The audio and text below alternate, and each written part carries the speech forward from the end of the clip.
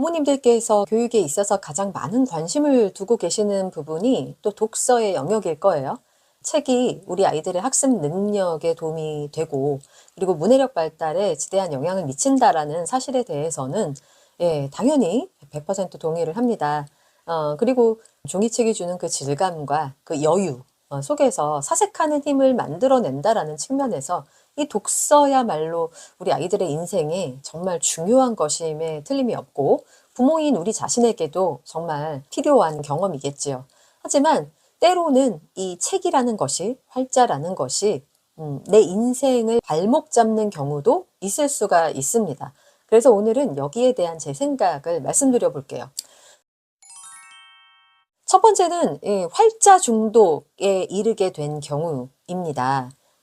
이게 어떻게 중독이라는 말을 이 활자와 연계시킬 수가 있을까라는 것에 대해서 궁금해하시는 분들도 계실 수 있을 것 같습니다. 뭐 쉽게 말하자면 책에 나와 있는 내용에 대해서 적극적으로 능동적으로 사고하고 실행하지 않는 상태에서 그냥 책에만 몰입하는 경우를 말하는 것이죠. 어떻게 보면은 제가 몇 년 전에 소개해 드렸던 프로페셔널 스튜던트 그 책을 읽으신 분들은 아시겠지만 실제 삶에서 능동적으로 문제를 해결하고 생존력을 키우는 것이 아니라 단순히 그냥 학위에만 몰입하면서 시간을 보내는 그런 경우에 대한 이야기하고도 연관이 되는 이야기이겠죠. 사실은 요즘처럼 이 중독의 문제가 심각한 경우도 없는 것 같습니다.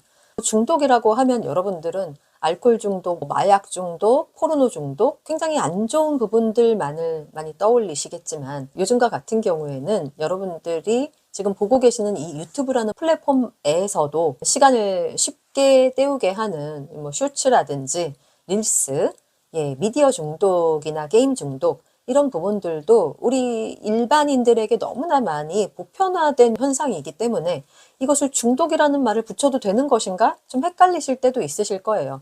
그러면은 도대체 이 중독이라는 말의 본질이 무엇인가? 라고 한번 생각을 해보시면 좋을 것 같습니다. 사실은 이 마약이라는 것도 어떻게 보면은 의사들이 환자를 고칠 때 진통제 대신에 사용하는 측면이 있을 정도로 인류 역사에서 완전히 없으면은 안 되는 존재이기도 한 것이 사실이고요. 술이란 것도 저는 뭐 즐기진 않습니다만, 술을 또 인생의 낙으로 삼고 살아가시는 행복함을 도와주는 도구로서 활용하시는 분들도 많이 계시죠. 따지고 들면 그 모든 것들이 과하면 유해한 거지만, 그렇지 않고 우리 삶을 조금씩 여유롭게 만들어준다. 행복을 추구하는 면에서는 조금씩은 좀 필요할 수도 있겠다라는 생각을 합니다만, 그런 와중에 이 활자 중독이나 운동 중독이라는 것은 또 무슨 말이냐라고 하면은 우리가 참 좋은 활동이라고 보는 것도 일상생활을 방해할 정도로 몰입하는 것은 그렇게 좋은 거라고 보기는 어려운 것이죠. 그래서 이 중독을 우리가 구분하는 방법은 그 활동에 몰입하느라 다른 활동을 못하는 경우, 그래서 일상생활에 심각한 지장을 줄 정도로 어느 한 활동에 몰입하게 되는 경우에 우리는 그것을 중독이라 부르고, 말씀드렸던 여러 가지 중독 현상들의 뇌를 촬영해 보면 비슷한 양상으로 나타난다라는 연구 결과도 많이 있는 걸로 알고 있습니다. 실제로 우리가 무엇인가 스스로를 컨트롤하지 못하게 되는 그런 상황은 너무나 비일비재하죠. 특히나 요즘과 같은 경우는 이렇게 개인이 손안에서 갖고 다니는 이 스마트폰이 인류에게 보급된 이후로는 전 세계적으로 이런 비슷한 현상을 겪는 분들이 굉장히 많아지고 있는 것도 사실입니다. 정말 이 스마트폰 미디어를 사용해서 일을 하시는 분이 너무나 많지만 제가 평소에 늘 말씀드리듯이 그리고 이 미디어를 통해서 인류의 너무나 많은 문명의 발달을 이루어 왔고 그리고 인류에게 또 좋은 여러 가지 유익한 애플리케이션도 발달을 하면서 도움을 주어 온 그런 존재임에는 분명함에도 불구하고 개개인이 다 가지고 있는 이 미디어의 신세계는 또 우리 개개인이 자신이 해야 될 일을 잘 몰두할 수 없도록 하는 그래서 끊임없이 알고리즘에 의해서 계속 가두어지게 되는 그런 역할을 또 해온 것이 이 스마트폰 미디어인 것 같습니다. 그러면은 그것도 역시 활자 중독과 더불어서 우리가 한번 생각을 해보자면 활자도 마찬가지라는 것이죠. 그래서 너무 이 책이나 읽을 것들, 활자에 너무나 많이 몰입하느라 책에서 가령 운동이 중요하다라거나 건강이 중요하다라는 이야기가 쓰여져 있는 그런 책을 읽었지만 건강이나 운동과 관련된 행위를 할 수가 없는 상황. 예, 시간이 주어져서 운동이나 건강에 관련된 일들을 충분히 할 수 있음에도 불구하고 이 활자를 놓지 못하고 있는 상황이 되면 그것은 이제 활자 중독이라고 할 수가 있는 것입니다. 그래서 이 불확실성이 가중되어지고 있는 이 사회에서 생존력이 그 어느 때보다 굉장히 필요하고 중요해지는 이 세상 속에서 이 책에만 몰입하느라 실제로 자신의 삶을 개선할 수 있는 그 어떤 것에도 손을 대지 못하고 있는 상황이다라고 하면은 그것은 어떻게 보면 일종의 중독과 가까운 상황에 있다라고 생각을 합니다. 그래서 어른들이 계속 공부만 하느라 실제로 내가 무엇인가 내 삶을 개선시킬 수 있는 것들에 대해서 착수하지를 못하고 있는 상황이다. 이것이 계속해서 내 삶을 붙잡고 있고 방해하고 있다. 내 삶이 앞으로 나아가는 것을 오히려 방해하고 있는 것이 책이다. 라고 생각한다면 예, 이것은 꼭 좋다고 보기는 어려운 것입니다. 독서 모임만 계속하느라 실제로 내 삶을 영위하는 그런 실행력 있는 일들을 예, 생존력을 키워주는 일들을 하지 못하고 있다라고 하면은 문제가 있는 것이 맞는 것이죠. 발목 잡는 독서, 활자, 중독에 가까운 상황이라고 저는 보고 있습니다. 두 번째 책이 내 인생을 발목 잡는 경우는요. 책을 겉멋으로 붙들고 살아가는 경우입니다. 요즘에 텍스트 힙이라는 신종 용어가 유행을 하고 있다고 해요.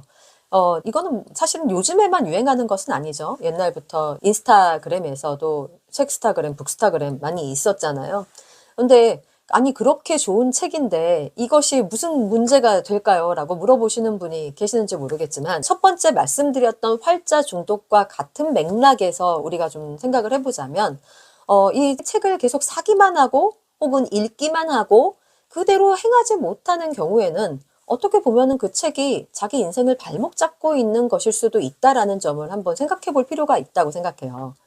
어떤 사설에서 봤는데 어떤 분은 이것이 그래도 명품 중독보다는 낫다. 이렇게 말씀을 하시더라고요. 그런데 만약에 자기의 어떤 위치에서 조금 자신의 삶을 뭔가 포장하기 위해서 자존감이 조금 떨어지는 경우에 자신의 급을 좀 높여주기 위한 수단으로 명품을 선택하듯이 예, 그런 맥락에서 책을 구매해서 과시하는 그런 용도로만 사용하고 있다라고 하면은 사실은 그것은 실제로는 내 인생을 갉아먹는 그런 하나의 수단이 될 수도 있다라는 점이에요. 그래서 예전에도 말씀 한번 드렸지만 예, 프로이드 심리학에서 초자아가 너무 강한 경우에 이런 현상으로 나타나기도 합니다.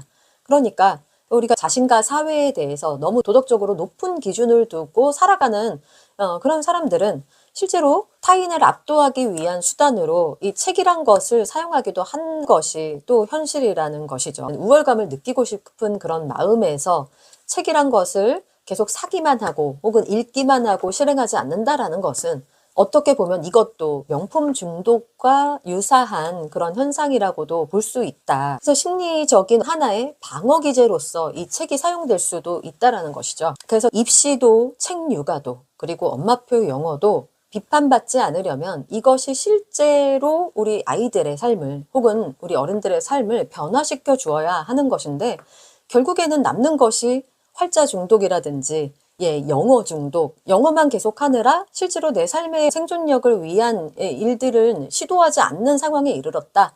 혹은 입시에만 몰입하느라 공부에만 몰입하느라 실제로 나의 생존력을 갖추기 위한 어떤 액션을 취하지 못하는 상태가 굉장히 오랫동안 지속이 되고 있다라고 하면은 이것은 내 인생을 발목 잡는 것일 수도 있다라는 말씀입니다. 결국 인생을 바꾸는 단 하나의 키워드가 있다면 저는 실행력이라고 보고 싶어요. 그래서 제가 여러분한테도 자주 말씀드린 내용인데요. 실행력을 또 상징하는 문법 용어가 하나 있지요.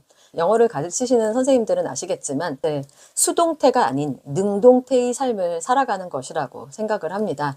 그래서 이 능동이라는 것은 무언가를 직접 하는 것인데 어떻게 보면은 우리의 삶이 무언가에 의해서 어떻게 하게 되어지고만 있는 그런 삶이 계속해서 이어지고 있다고 할 때 보통 이런 증상이 너무나 더 심화되어지고 있다면 이것은 중독으로 가기 굉장히 매우 취약한 상황에 머무를 수밖에 없다라고 저는 생각을 합니다. 그래서 결국에는 이 메타인지 능력이라는 것이 저는 이렇게 꼭 학습적인 거로 뭔가를 암기하고 이해하기 위해서만 필요한 것이 아니라 이렇게 인생 메타인지 능력, 이럴 때 쓰는 것이 아닌가라는 생각을 하는데요.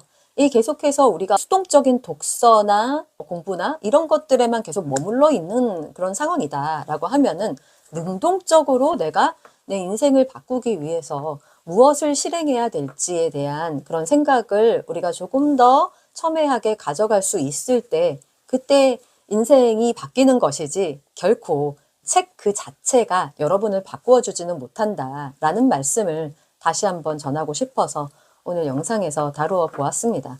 네. 그러면 오늘 영상은 이것으로 마치고요. 저는 다음 시간에 또 다른 이야기 가지고 돌아오는 걸로 하겠습니다. 네. 오늘도 시청해 주셔서 감사합니다.